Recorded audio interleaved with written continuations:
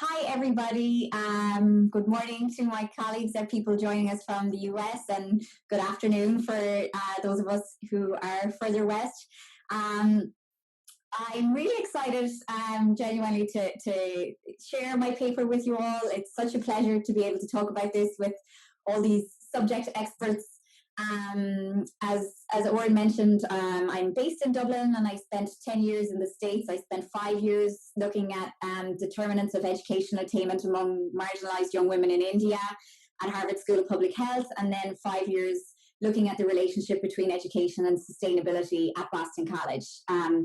So yeah, this what I'm presenting today is came out of my dissertation. It's a real macro level investigation looking at the relationship between a nation's education profile and sustainability. So I'll dive in. So first of all, I want to talk a little bit about what we mean about sustainability. Now, I know we probably have plenty of sustainability experts in this on this chat, in this Zoom call, but I just want to talk a little bit about what I mean in this context, then talk a little bit about the link about education and human and environmental well-being, and then I'll talk a little bit about my results of one of the papers, and the paper that I'm presenting here, and then we'll get to the fun part where I get to engage with you all, and I'm sure we'll have a great discussion. So what do we mean by sustainability? Well, very often when we, the starting point of our discussions on sustainability come from this World Commission on Environment and Development. Sustainability is development that meets the needs of the present without compromising the ability of future generations to meet their own needs. Sometimes this is put forward as this kind of tripartite framework, or this kind of Venn diagram where the environment, society, and the economy all have to be kind of weighted, and there's somewhat of an understanding that that these things are kind of fungible. This has been kind of more recently being understood as more of defined as a weak sustainability. More recently, there's been a call from social scientists, educators, and those in the hard sustainability scientists to reformulate how we think about sustainability and sustainable development as development that meets the needs of the present while safeguarding the Earth's life support system on which the welfare of current and future generations depend. So in this kind of conceptualization, we really see, we recognize that the economy is something that's socially constructed and that we can change. And we really recognize that society is embedded in an ecosystem and a biosphere that we really need to respect and stay within the boundaries of for our survival. And we see this kind of more ecologically orientated understanding of sustainability and sustainable development in the current round of Sustainable Development Goals, as their title suggests. They're much more ecologically orientated than the predecessors, the Millennium Development Goals. But there is an acknowledgement, even among of all of us researchers working within this field, and even the drafters, that we really don't understand enough about the trade-offs between social, economic, and environmental outcomes. So the measure for sustainability that I used in my dissertation and in this paper really tries to kind of capture that. So I operationalize sustainability as the carbon intensity of well-being. Now, the smiley faces are not meant to insult anybody's intelligence, but I do find when I'm presenting on a ratio variable that I tend to lose people sometimes at this point. So basically, the carbon intensity of well-being is a ratio of CO2 per capita over life expectancy. And a high carbon intensity of well-being is bad from a sustainability perspective, and a low carbon intensity of well-being is kind of what we want. So if a nation, for example, had low life expectancy and high CO2 per capita, it would have a high carbon intensity of well-being. Similarly, high CO2, high life expectancy, or low CO2 and low life expectancy kind of fall into this middle range to high here. The sweet spot that we're looking for nation states and cities and all the rest is this low CO2 per capita and high life expectancy. So this is really living well within our planetary boundaries. How do we kind of get the most bang for our buck for human well-being with the smallest amount of impact on the environment. Here's just a graph. So we have on the y-axis here the carbon intensity of well-being, and the x-axis is here shows the years of my study. So we can see this kind of dotted line here shows the carbon intensity of well-being for my sample. It's kind of gone down slightly in the 50-year time period. But there's a lot of variation in terms of how nations' carbon intensities of well-being have varied over the years. So we have, let's look at South Africa, for example, quite a high carbon intensity of well-being relative to the sample average. So, you know, in this nation state, we have for the time period under consideration, pretty high CO2 per capita, and also a comparatively lower life expectancy, so a pretty high carbon intensity of well-being. Similarly, the United States, relatively high life expectancy, but a very high CO2 per capita. So again, we have this high carbon intensity of well-being. And then we have countries like Costa Rica, who have done pretty well at maintaining a low carbon intensity of well-being. China went from a very high, sorry, not China, it is China, for very high carbon intensity of well-being, and really managed to kind of bring it down, but at least until the end of the study point in 2010. I suspect it's higher more recently. So that's the outcome. That's how I'm measuring and operationalizing sustainability. If we compare this to regional trends in educational attainment, we see a much more uniform picture here. So this is the timeline again, and this is mean years of average education. So we can see during this time period a universal upward trend in educational attainment. So, you know, low starting points for some region compared to others due to colonialism and other factors, but this kind of universal upward trend, which isn't a surprise to any of us. You know, we all know education is a cornerstone national social policy of the 20th century for almost all nation states.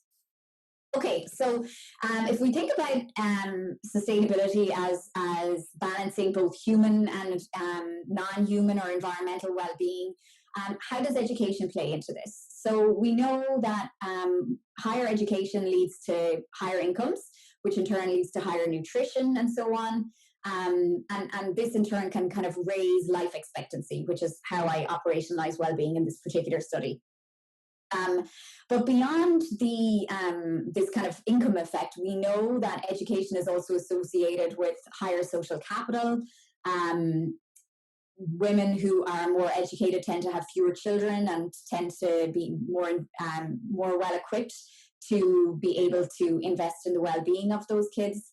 And then there is some evidence from higher income nations too that higher educated populations tend to have better well-being outcomes for a range of reasons, including better access and adherence to medical treatments, and so on. The relationship between educational and environmental outcomes is actually more mixed. So from a positive perspective, we know that education is associated with higher levels of environmental concern across lower and middle and higher income contexts. There's some evidence that higher educated populations are more likely to adapt pro-environmental policies. And Jorgensen et al. Found that in the United States, populations with a college degree had a modest attenuating effect on the carbon intensity of well-being within the 50 United States. And as well, Dietz in 2007 found that gains in educational attainment, when you control out other factors, don't necessarily increase environmental stress. But there is also conflicting information to this. Jorgensen 2003 and 5 found that literacy rates were positively associated with environmental footprint. Tertiary enrollment rates have been found to be correlated with tertiary enrollment rates are found to be correlated with higher CO2 emissions. And we know that more educated populations are often lead to better incomes, higher consumption of meat, travel, and so on. All the things that we know raise a nation's and individual environmental footprint. So that led me to my research question: how, if at all, are per capita rates of educational attainment associated with sustainability as measured as the carbon intensity of well-being? Does this relationship between education and sustainability differ by geographic region? And how, if at all, has the magnitude of this effect changed over time? I engaged a few different theoretical frameworks, which I'm not going to get into in much detail here in the interest of time, but two that I really engaged in this paper was ecological modernization and the capabilities framework. So ecological modernization basically is a theory that kind of is rooted in this modernization perspective that really proposes that as nations develop economically, they become more technologically advanced. And then this technological innovation allows countries to prevent environmental problems from happening, at the front end before, so they're more environmentally efficient. And then later iterations of the theory talked about the emergence of this ecological rationality too, whereby more educated populations and groups are, as their other needs are met and so on, are able to mobilize around environmental issues and kind of pressure for democratic change or, environmental issues to be taken on board in governments. I also engaged a bit with the capabilities framework, so from Amartya Sen, which I'm sure most of you are familiar with, which talks a lot, about how education has an intrinsic and an instrumental value, and about how it can create this positive feedback loop between more educated populations, civic participation, and environmental protection. And he mentions that in his original Development as Freedom work. Okay, so my research methods, I used Price-Winston two-ways fixed effects longitudinal modeling techniques. So I focused on 76 nations between 1960 and 2010 for data availability reasons. I operationalized education as per capita years of schooling. So how many years on average do the population over 25 have they gone to school?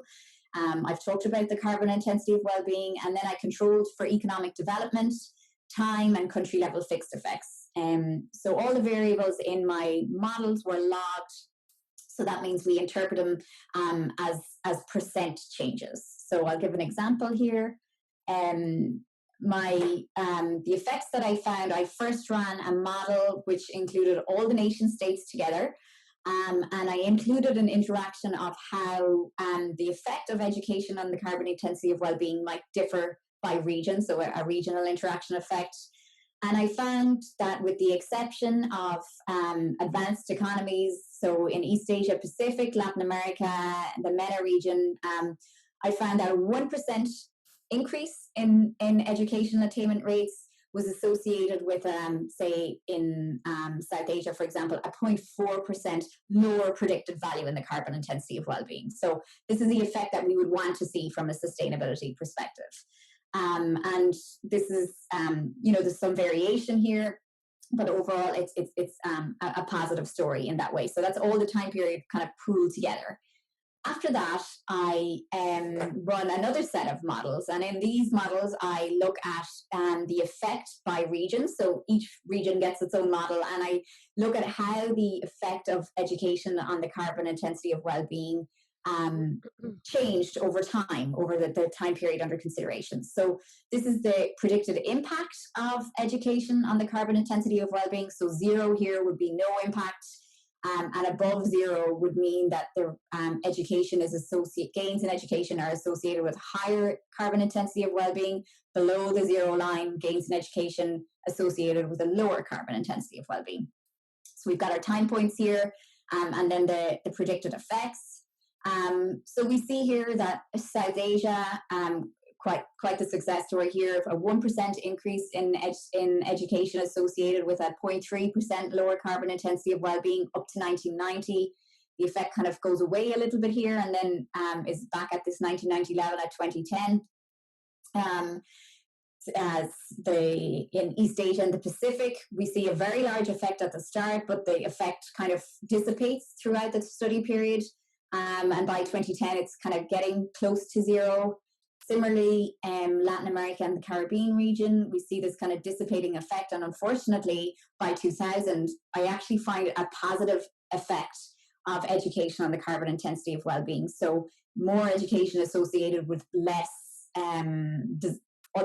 with kind of a non-desirable impact on sustainability, if you will.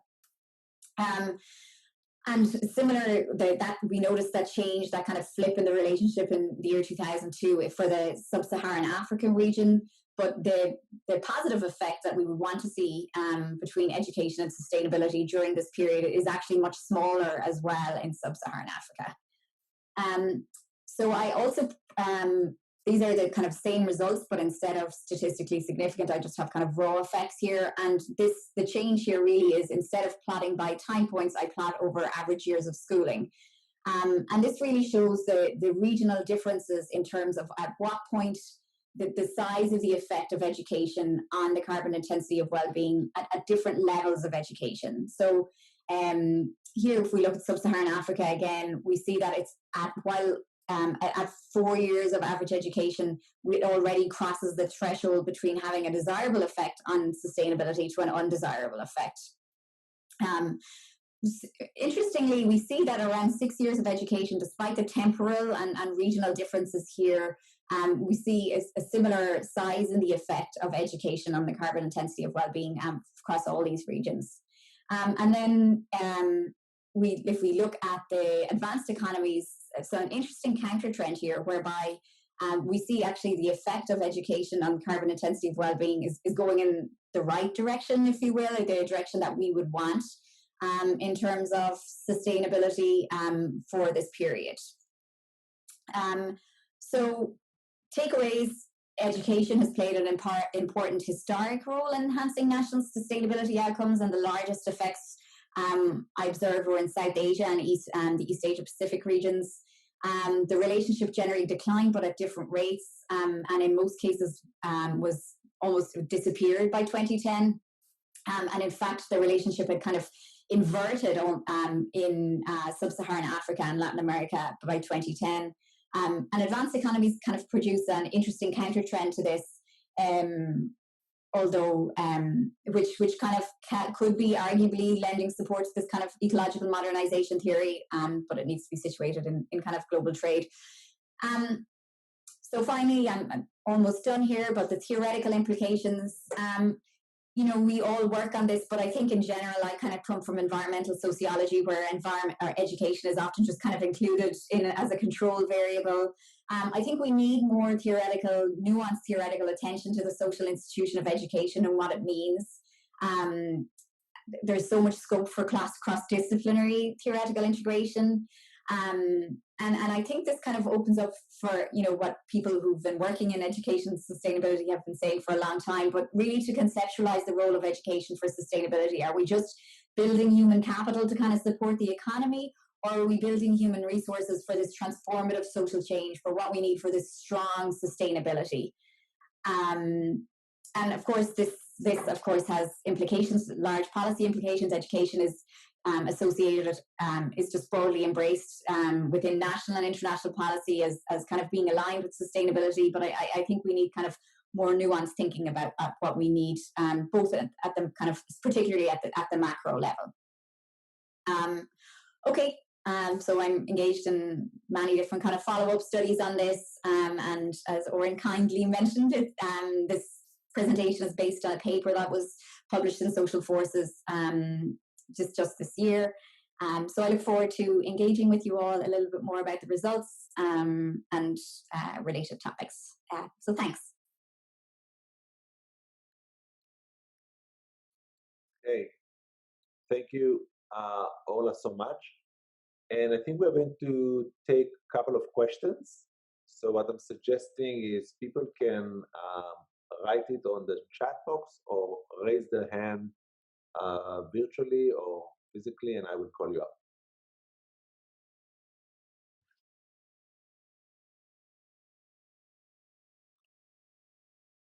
And Ola is more than happy to explain or repeat or whatever we need in order to engage with this interesting study.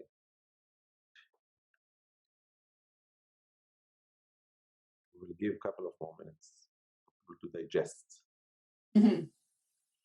Ola, while people are digesting the material and thinking it through, can you explain a little bit more about the carbon-intensive well-being concept? Why are we linking CO2 and life expectancy? Are there any critiques of this, any alternatives? Tell us more a little bit about this innovation. Yeah, absolutely.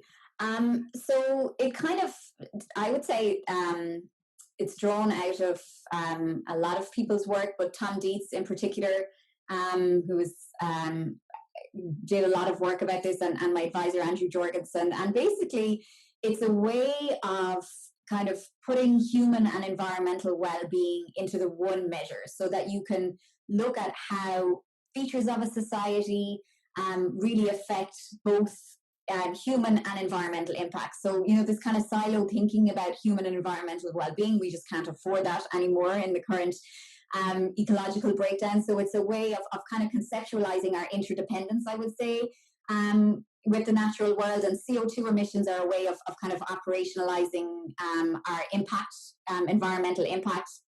But there's lots of other ways that even my colleagues have used this measure. So instead of CO2, people have used ecological footprint. You can put any manner of environmental impact there as kind of the numerator. And likewise, in terms of human well-being, life expectancy is what I use because it's a comparable and largely widely available measure of objective human well-being. Of course, it's not without its limitations, but it's for kind of the long-term analysis that I'm trying to do. Life expectancy is kind of a good indicator to use. But I have to say, my colleague Jennifer Givens has used maternal mortality here. So it's really a way of trying to have an integrated understanding of human and environmental well-being, so that you can kind of model and understand how we have how different aspects of a society or whatever else have a simultaneous impact both on the human and natural world. Wow, thank you. So that was very, very useful. Any questions or comments from people? I see. Okay, so we have a question for Fantasia. If you want to unmute yourself and. Hello, can you hear me? Yes. Yes. Yeah, okay, well, thank you for your presentation. Sure thing. I found it quite interesting. So my question, I'm still trying to, come to terms with these new terms, the carbon well-being and the intensity and all that. But my question is, since we know that improving life conditions for humans, at least as we've known it so far, it is linked to increased carbon emissions. Mm-hmm. So does this mean that we need to reconfigure what we mean by improving our conditions, our life conditions? And could education for sustainability be something around this, how we can reconfigure what we mean by improving our lives? Yeah, that's a wonderful question. Thank you. And I realize that there's a lot of terms in the presentation, so I appreciate everybody bearing with me. I think you're right. I think we know that education doesn't exist as a social institution on its own. It's a social institution that interacts with other ones, and the impact that education has in terms of raising human well-being. But also that in turn having an impact on the economy. That's not something that we have having an impact on the environment. That's kind of how we've configured societies at the moment. Not to get radical on a Wednesday morning, but it's that doesn't necessarily have to be the case. At the life expectancy or increased education might increase incomes, for example, and then that involves more travel and a larger impact on the natural world. But that doesn't have to be the case, and I think exactly what you're saying as education for sustainability, can mean something else. It can be, as an institution, I think it can be mobilized to in fact build resilience to the changing world in terms of climate change, and also trying to mobilize to try and limit the impacts, the worst impacts of climate change on our society.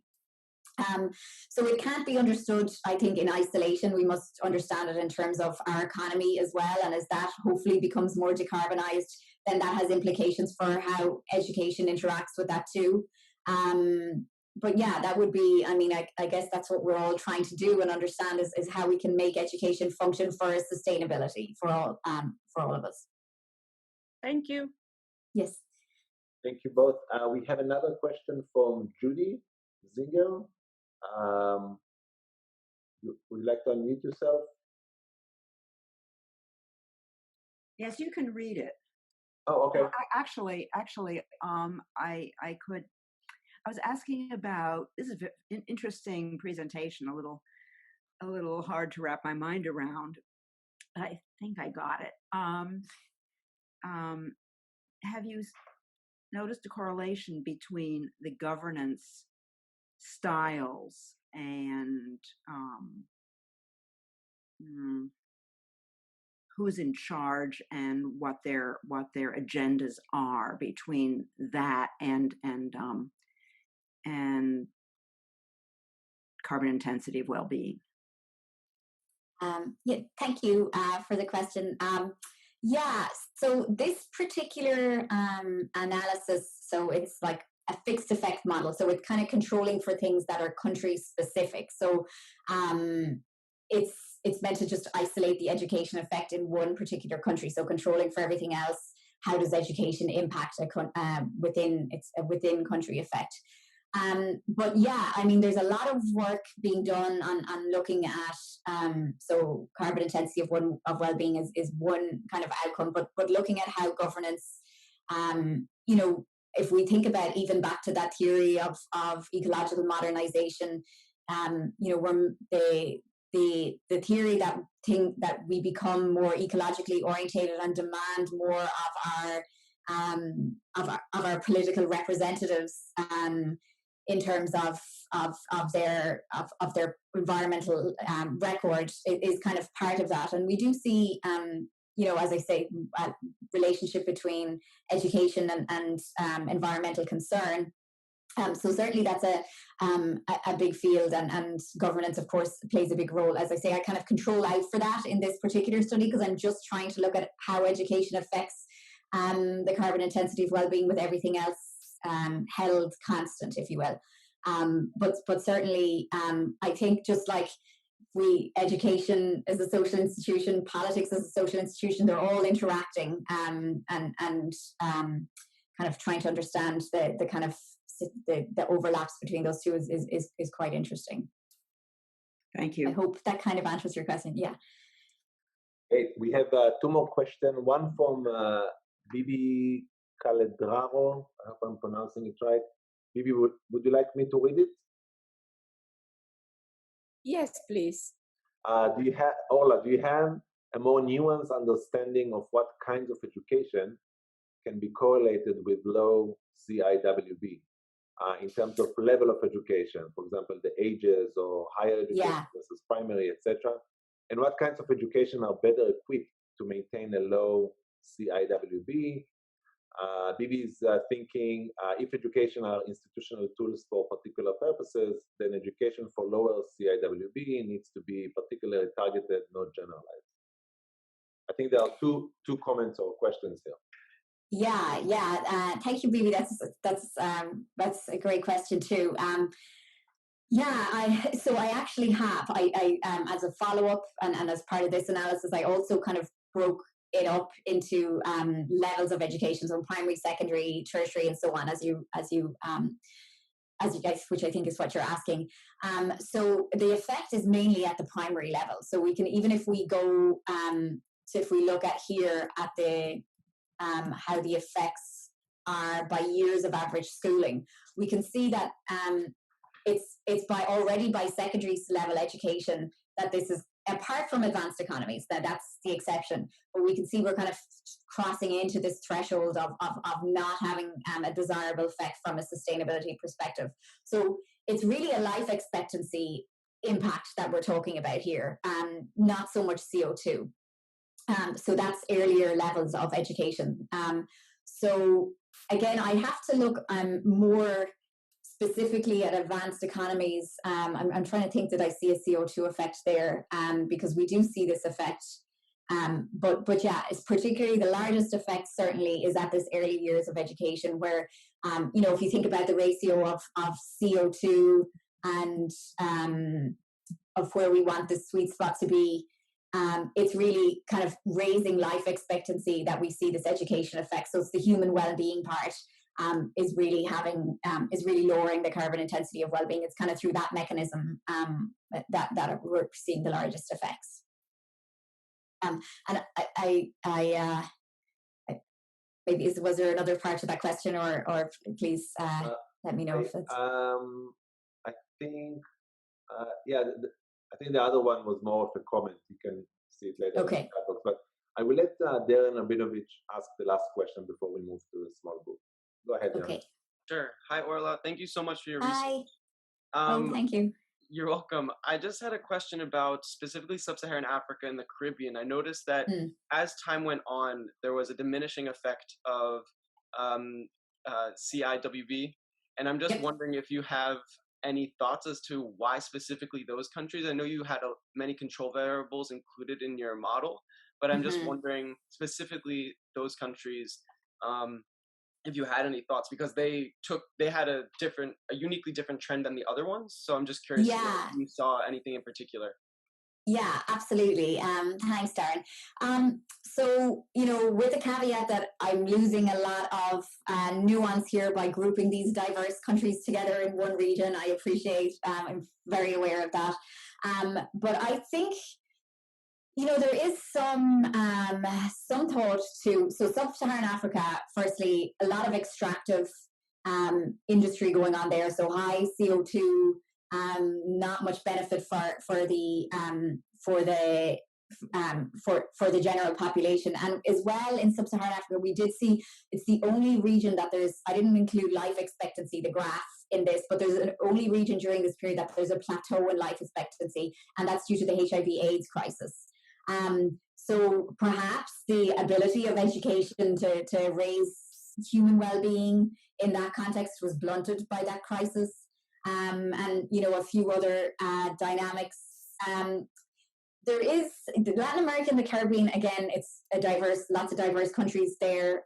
But there is a World Bank report that talks about, it's called I can share it to the group, but it's basically that in the post-structural adjustment era in Latin America and the Caribbean, that these countries really, the secondary education deficit, it's called. So there was like a lack of progression compared to what one would expect for the nations in this region's GDP. There was kind of a tapering off in terms of educational progression due to the cutbacks that nations needed to implement to pay back, you know, in the post-Third World Debt crisis. So maybe something to do with that too. I kind of write a little bit about that in my discussion, but it's very difficult to know. Yeah, so I'm just there's some informed guesses I would say, I suppose, but yeah. Thank you. Okay, thank you, Ola, and thank you everybody for your wonderful questions. Yes, I posted the link to the full paper at the chat box. If you want to read it after this talk, I hope you'll do that. Ola, if you can stop sharing, or I can. Sure. Yeah.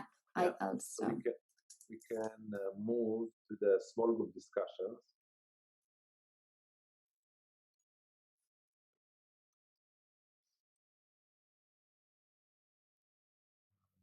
Okay.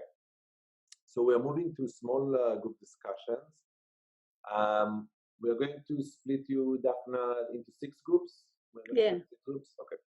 6 groups. Please make sure to introduce yourself, name, organizational affiliation, any other thing you want to share.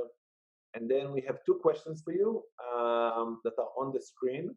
They are also available on the Google Doc that Daphne is going to share in the chat box. Yeah, I shared it. Is it shared already? Yeah. Okay, good. So please take a couple of notes from your discussion, and then when we are regrouping in 25 minutes, you can share from your group how you all discuss these two questions. So I'm going just to break you into groups.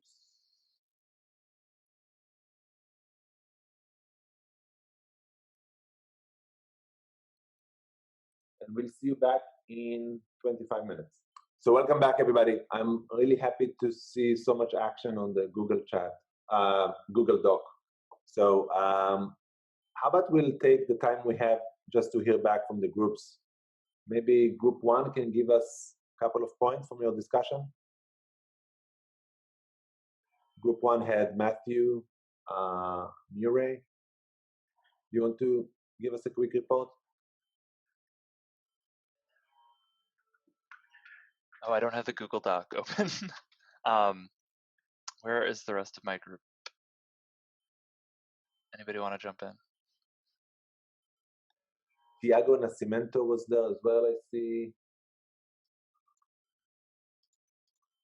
Hey, Matthew, if you get started, I can definitely help you with summarizing what we discussed.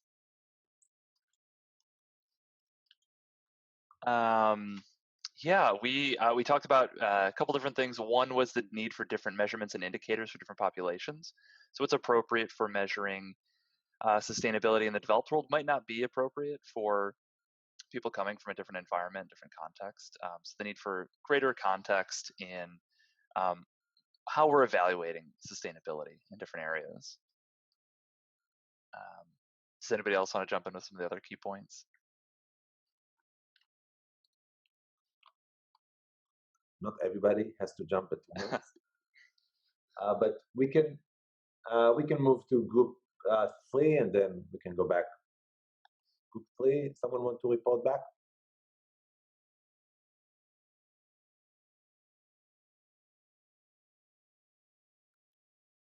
Princess, Margaret.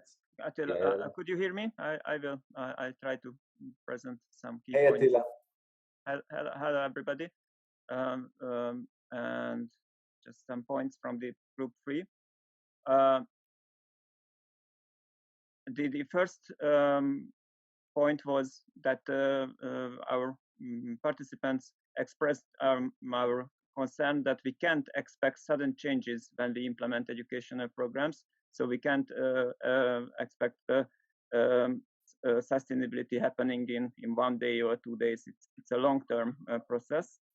On the other hand, we also talk about that higher consumption could be a reason why the results are worse in some regions. So in sub-Saharan Africa and in Latin America, the consumption rate was also increasing while the educational attainment was increasing, and this could be some reason why the education is correlated negatively with sustainability. And one basic thought of our group was that education is basically for economic growth, and it's just nowadays we are trying to involve more sustainability approach into education, and this is also could be a reason about this contradiction in results. And the last thing that also to the sub-Saharan Africa and Latin America regions, that if there are many poor people, education for poor people in the first hand means some more possibility to consume and to some economic growth, and it again means that more education means at the first stage means less sustainable lifestyle. And it was very interesting to see that, for instance, in North America, where the educational attainment is the highest, then the correlation between sustainability and education is positive. So maybe we assume that if there should be a minimum level of education in order to turn this correlation into a positive realm. So this was our main points. Thank you for your attention. Yeah, thank you, Attila. Anyone else from group 3 would like to join or to say anything else? Or we can move to group 4 or 5. I see that Erica, Stephanie, Jana, and Adva were part of this group. Anyone want to report back? Sure, I can jump in, but y'all please jump in too if I'm missing anything. We had a really great conversation. We really started on this question of like the measurement within the study on, is living longer the goal? Are there other ways to measure, well-being in that sense? And we thought it could be interesting and would love to hear more if there were thoughts about other ways to measure it or ways to like compare measurements in terms of the relationship of carbon emissions, well-being, and education. For instance, like we know that well-being also includes social connections, mental health, and other things, and we were just curious what that could look like in the study. And we thought it was interesting too that the pandemic now is causing high mortality rates, and in the context of the study, like we're considering longer life expectancy and carbon emissions, and so it's this juxtaposition or this feeling between putting this study in the context of the pandemic, and then we spend a little bit longer on a specific issue and how that relates. Especially, and Stephanie, I think this is more your expertise, so please jump in if you'd like. But the sustainability of food and supply chains and education institutions, how that might change in the future if public space looks different or education space looks different. So yeah, those are just some of the things. We talked a lot more, but for me, those were the highlights. Thank you, Erica. Anyone else would like to join from that group? Okay. Group 6, we had Sarah Alexander and Susan Golden and Reut Issachar and Emily Myers and Daphna. I can speak. I took the notes for our group. We really started to drill down around school systems as a place where we believe that we can grow society to become more sustainable.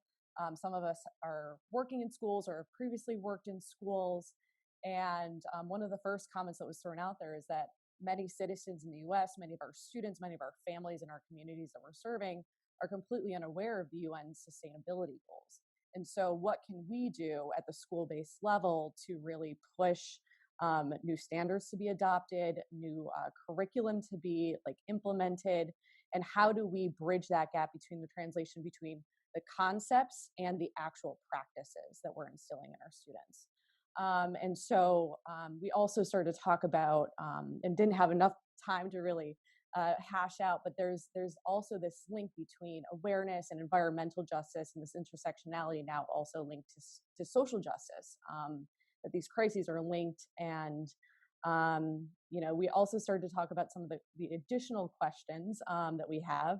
So what type of education are we talking about? It's interesting to see how the study is only tracking the number of years in education. Is there, we felt that was very simplistic. Are there other factors going on here that we could also be influencing and tracking over time? So that was pretty much what we discussed. Group 6, if you have anything else to add, please jump in.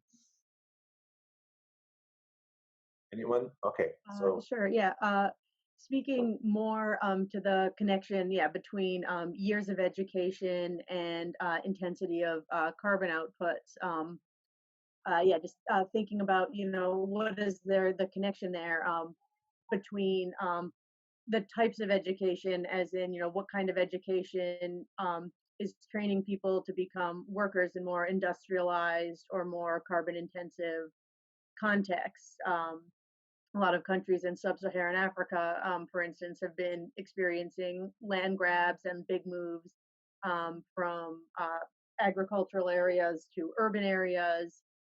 Those things are associated with green revolution agriculture technologies coming into those areas, which are if anyone's unfamiliar with green revolution, it's not good for the environment. It's very chemically intensive inputs with a lot of negative environmental externalities. So people moving to cities, like what is that? What's happening at that it was the 6-year mark, Orla, where there was that negative change. So I'm wondering, is 6 years a good amount of education to be in a system that is having these forms of industrialization transpiring? Thank you, Sarah. Ola, do you want to take a couple of minutes to share with us thoughts that you have following this? I just realized our group had a wonderful discussion. I really learned a lot from my group. It was so great, but I somehow missed the Google Doc that we didn't put it in there. So if any of my group want to say anything, I'm sure people are sick of listening to me. But I would say just to kind of catch on a couple of themes that have come up. So the next paper that I look at kind of divides nations by, I look really more at the economy and show how, and global trade integration. So exactly, I think it was Sarah who just spoke there, what Sarah and her group were talking about in terms of this, 6 years of education, kind of a level of industrialization and development and global trade integration. And it's this kind of thinking about, again, what we're being educated for. So if more educated populations become more integrated into global trade and the global economy, what does that mean for CO2 emissions? And for high income nations, it means that we can outsource our CO2 per capita, whereas it's the opposite is true in middle and low income nations. So just to say that these things cannot be understood in isolation. And I guess this kind of paper was a first step to try and see and kind of to raise these exact kind of questions that we're talking about of, we presume it was the whole wonderful movement about education for sustainability, but we really need to think about, how is that really happening in practice?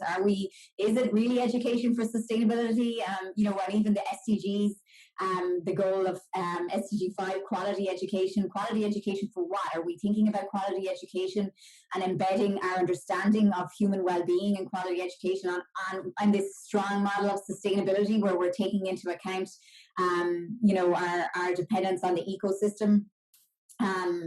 So lots to think about. And I loved the person's suggestion, I forget which group it was, that talked about other measures for human well-being, which is so true. I kind of used life expectancy because I wanted to look over a long period of time, and it's kind of a comparable measure of well-being. But mental health outcomes and things like that would be, there's so much work to be there now. So that a bit of a disorganized some thoughts there. But if anybody in my group wants to, our group wants to talk about anything we've talked about, please jump in. But this has been so great to hear all this. It's really amazing. It's so lovely to present research to people who care passionately about these issues as well. And I'm really grateful to all of you for all the questions and feedback and everything that everybody's had so far. Great. Thank you, Ola. Someone else want to jump in from Ola's group? If not, I'm just inviting people to have a question, comment, discuss. We have 10 minutes. You've been very efficient today. I appreciate that. I could jump in really quickly. This is Jana Goebel from Arizona State University. And thank you, Orla, for the presentation today. It was the first time I'd ever heard of carbon intensity well-being. I didn't know if it's the first time I've heard of it, and it was 6 a.m. for me here, so it's all new to me. I guess I was wondering why it wouldn't be carbon emissions and life expectancy or something. So why take life expectancy and make it a proxy for well-being? It's the first time I've heard of life expectancy as a comparative measure for well-being, but it makes sense to me. But what else is considered in that term well-being? Why do we change it from life expectancy to well-being? Does that question make sense? Yes, it does. Yeah, absolutely. So I guess trying to kind of broaden out the kind of thinking of the paper to rather to this question of sustainability of human and environmental well-being. I guess that's part of why I didn't just narrow it to saying it's life expectancy. But life expectancy kind of captures many social determinants of health.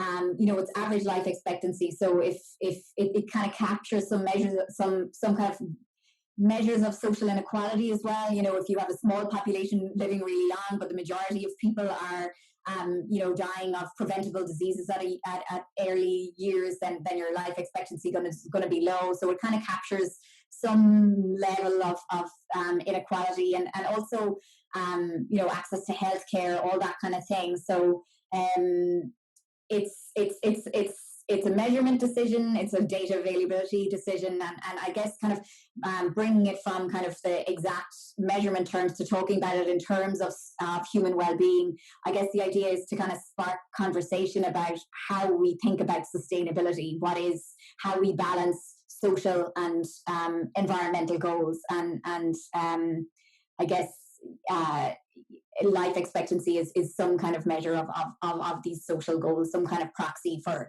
kind of several social goals, I would say, access to health and so on. Does that make sense? It does. That's really helpful, and I'm glad I asked the question. I was a little nervous to ask it, but I'm glad I asked the question. Thanks.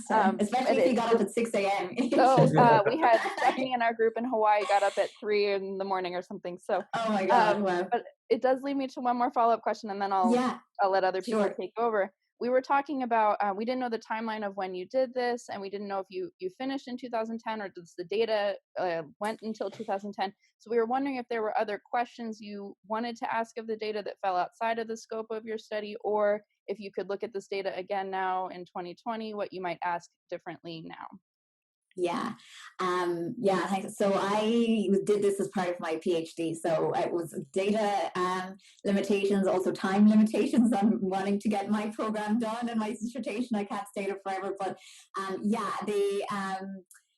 the measure, I used this Barrow-Lee data set for educational attainment, and that only goes from 1960 to 2010. So I did this 2 years ago or so, last year as well, and worked on it. But so it's not, I did want more frequent data, and I tried to supplement some UNESCO and other data. But when I did kind of tests to make sure that these data were comparable, there was some problems there. So for methodological reasons was really why I stopped at 2010.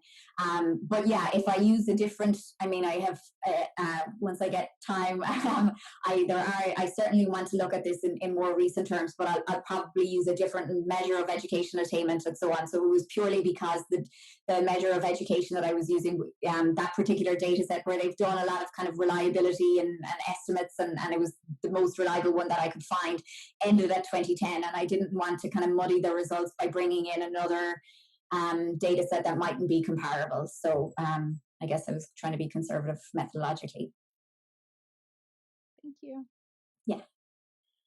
Wonderful. So we are learning about environmental and sustainability education, and we are getting some important lessons in data and research design. So I appreciate that. Any other comments or questions to Ola or anything else?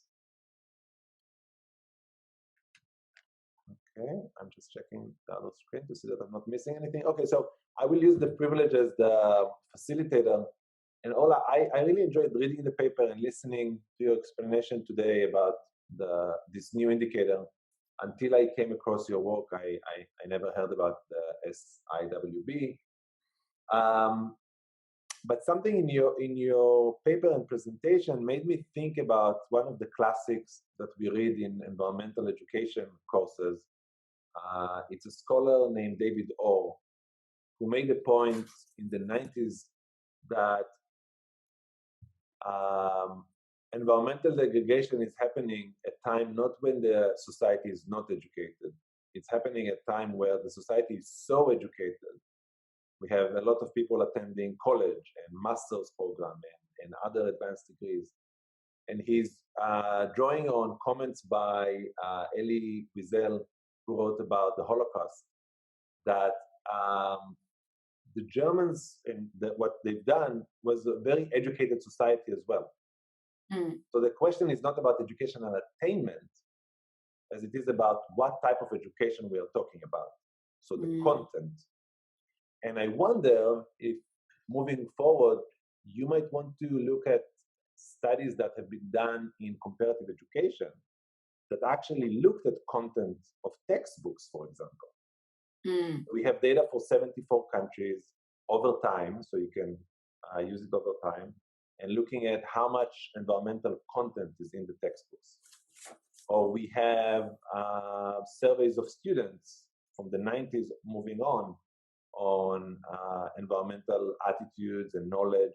So you might want to go beyond the attainment, which in our field, I think the attainment argument, we realized years ago that it's not about how much education in years, it's more about the content, the curriculum that really matters. So you might want to look at other data that is available and try to match it with this project just to see if you can tease out what is exactly happening. So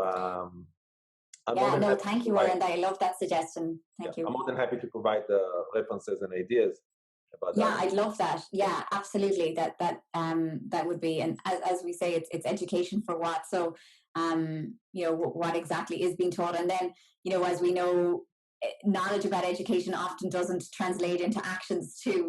We can have environmental concern amongst the most highly educated, most ecologically harmful populations. So yeah, trying to bring all those strands together of knowledge and action and so on is definitely the next task for all of us. Wonderful. Any other comments or questions from people? We don't have to. Okay, counting 1. No? 2? Okay. So we are going to end a little bit early, but that's fine. Everybody can use 3 minutes, I'm sure. Thank you, everyone. Thank you, Orla Kelly, for joining us today. That was fabulous. Thank you. To listen to your talk, and I encourage everybody to read the paper and, of course, to cite it. We are going to send everybody information about the next event that's happening in October with Aaron Benavot. You can register. In the meantime, stay safe and have a wonderful week. Bye, everybody. Thank you. Thanks, everybody. Cheers.